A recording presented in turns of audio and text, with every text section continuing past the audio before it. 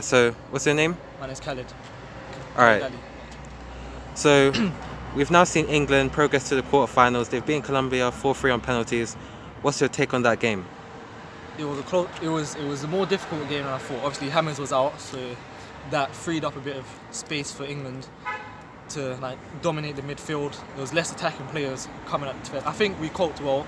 Defensively, I think we were very assured. Maguire was very impressive. I think, well, Kane as clinical as usual. Obviously the grabbing, I don't think Colombia did their research after the first 2 games with the grabbing and everything, but that's another penalty for Kane, which is good, top scorer. I think our chances in general for the World Cup, the way the draw is so favourable as well. Obviously, there's the only team that I feel like is evenly matched or could exceed the ability that England have. Probably Croatia, but even then I think it's an even matchup just in general. Yeah, and then that's about it. Sweden, the next game, that should be fine. I think we'll get past them, but they are a compact team that are going to be difficult to get past.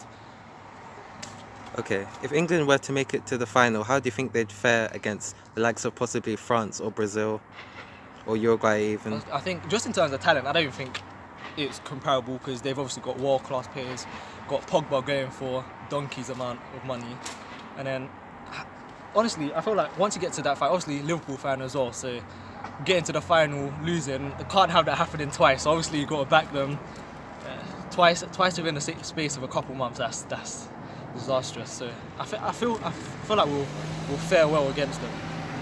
Despite, I just think Gareth Southgate knows what he's doing. It's the first time we've had a manager that knows what he's doing. Like Roy Hodgson, Capello, I feel like they were just trying to put all the best players. I feel like Gareth Southgate's the first manager who'll take risks.